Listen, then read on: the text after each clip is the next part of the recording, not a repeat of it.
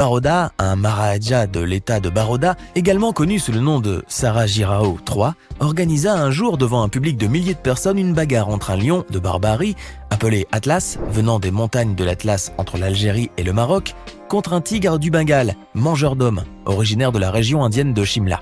Le combat avait pour but de déterminer qui du lion ou du tigre méritait d'être appelé roi des félins. Le Gaekwad de Baroda avait parié que ce serait le lion qui remporterait la victoire, et devinez quoi ?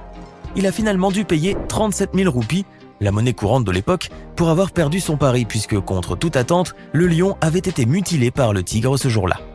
Et ce n'était pas la seule fois où le tigre avait remporté la bataille contre le lion. En 1857, un tigre du zoo de Bromwich, au Royaume-Uni, s'est introduit dans la cage d'un lion et une scène effrayante s'en est suivie.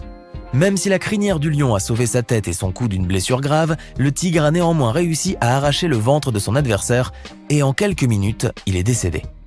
Quelques années plus tard, en 1909, au zoo de Coney Island à New York aux États-Unis, une autre bataille accidentelle entre un tigre et un lion s'est soldée encore une fois par la victoire du tigre. Et plus récemment, en 2011, un tigre a encore tué un lion avec une seule patte dans une descente au zoo d'Ankara en Turquie. Selon les témoignages, le tigre avait apparemment profité d'une petite entaille dans la clôture pour s'introduire dans l'enclos du lion. Lorsqu'ils se sont rencontrés, le tigre a sectionné la jugulaire du lion en un seul coup de griffe, laissant l'animal mourir dans une mare de sang. Le lion n'a pas pu se défendre puisqu'il était en pleine sieste. Il avait donc été surpris. Alors, toutes ces histoires seraient-elles de pure coïncidence ? Se battre dans une arène et même dans un zoo, c'est tout à fait différent que de se battre dans la nature.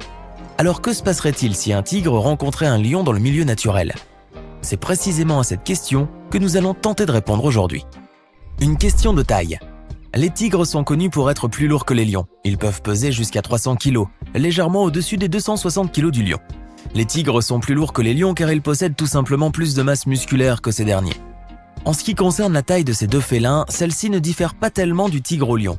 Ceux-ci peuvent avoir une taille à l'épaule de 30 cm plus grande que celle des tigres, mais sont moins longs que ces derniers. Si une taille de 1,89 m à 3 m du bout de museau à la base de la queue a souvent été évoquée pour le tigre, il est admis que celui-ci est plus long que le lion de 30 cm au maximum, soit une longueur qui ne dépasse pas les 2,50 m du bout du museau à la base de la queue. Ceci confirme alors l'hypothèse qui dit que la force du tigre est beaucoup plus grande en raison d'une densité musculaire plus élevée.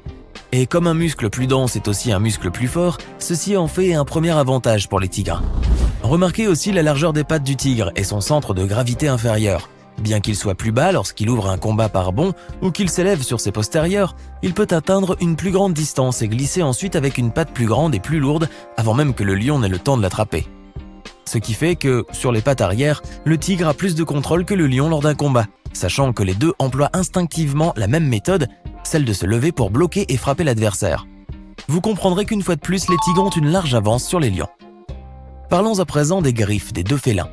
Alors que les lions investissent sur la force de leur dentition et de leur mâchoire pour se défendre, les tigres, eux, comptent principalement sur leurs griffes acérées comme une arme principale pour attaquer. Des griffes qui, au passage, peuvent mesurer jusqu'à 10 cm de long. Même si la crinière du lion est très dense, de telle sorte à ce qu'elle lui protège le cou lors des attaques, le tigre, pour sa part, peut utiliser ses puissantes griffes pour les planter dans le ventre et l'abdomen du lion, le plaquer au sol et ainsi prendre plus facilement le contrôle sur lui. Encore une fois, c'est le tigre qui mène l'avantage face au lion. Pour ce qui est des performances physiques, cette fois-ci, ce sont plutôt les lions qui détiennent une légère avance sur les tigres, du fait qu'ils peuvent atteindre des vitesses maximales proches de 80 km/h. Mais cette vitesse ne peut être maintenue que sur de faibles distances. Tandis que les tigres ont tendance à marcher au pas, faire des foulées de 55 à 80 cm de long et sont capables de courir à plus de 50 km/h, et ce, sur de très courtes distances, de l'ordre de 20 mètres. Mais cela est-il suffisant pour que le lion batte le tigre lors des combats ? La réponse paraît évidente puisque lors de bataille, la vitesse n'est pas un atout majeur. Le combat des titans dans le milieu naturel. Le tigre est connu pour être un chasseur solitaire, tandis que le lion, animal plus social, vit en meute et envoie généralement sa femelle chasser pour lui pendant que lui roupille pendant 16 à 20 heures dans la journée. Un groupe de lions vivant ensemble sur une superficie totale de 20 à 100 km² est appelé une fierté. Son épine dorsale est composée de plusieurs parents féminins, qui à différents moments sont nés sur le territoire de cette fierté. Une fierté peut unir de 3 à 12 lionnes ayant des relations de sang entre elles. Bien que les lions coopèrent à la chasse, la fierté, elle, est très compétitive lorsqu'il s'agit de se nourrir, ce qui fait que les animaux les plus faibles sont toujours mis à l'écart ou chassés. Ceci explique donc que la nature compétitive de cette structure sociale oblige le lion à se retrouver plus souvent au sein de bagarres Notamment les mâles dont la vie même dépend de ses femelles et de toute la fierté. Mais lors de ces bagarres, le lion est toujours entouré, aidé par les autres individus de sa troupe. En revanche, le tigre étant un être solitaire et donc plus habitué à se battre seul contre ses adversaires, il possède logiquement des capacités défensives plus développées. Cela pourrait donc être un énorme avantage pour lui. De plus, le tigre est connu pour être un combattant brutal et extrêmement rapide. Les proies plus grosses et plus fortes que lui ne l'intimident pas, contrairement au lion qui, lui, a systématiquement besoin de l'aide de la fierté pour mettre le grappin sur un animal plus gros que lui. La différence entre les deux félins s'opère également sur leur tempérament. Et là encore, le tigre a un grand avantage par rapport au lion. Lorsque le tigre se bat, c'est dans l'unique but de tuer son adversaire. Il ne cherche pas à gagner par l'intimidation et le défi social. Il s'engage dans un combat pour en sortir, soit vainqueur, soit perdant, et non pas pour évincer son adversaire du groupe dans le but de se nourrir, chose que le lion a tendance à faire. Ce dernier étant social essaie de gagner sans avoir à se battre s'il le peut et recourt d'abord à l'intimidation, à la lutte et au roulement. Craig Saffo, un biologiste du zoo du Smithsonian à Washington aux États-Unis, a d'ailleurs déclaré que les tigres étaient plus forts parce que leur tempérament était plus agressif que celui des lions. Lorsqu'ils se battent, ils attaquent à la gorge et vont pour tuer. Alors que les lions, eux, sont plus joueurs et taquins avant de passer aux choses sérieuses. Les avis des experts. Selon les experts, bien que cela dépende de la taille, de l'âge et de l'agressivité des animaux concernés, les tigres ont généralement un avantage notoire sur les lions. En moyenne, les tigres sont plus gros, mais surtout ils sont plus capables de se battre debout sur leurs pattes arrière. Certaines recherches ont fait valoir que la crinière du lion mâle offrait un certain avantage dans la protection de son cou, mais cette théorie reste contestée chez d'autres experts.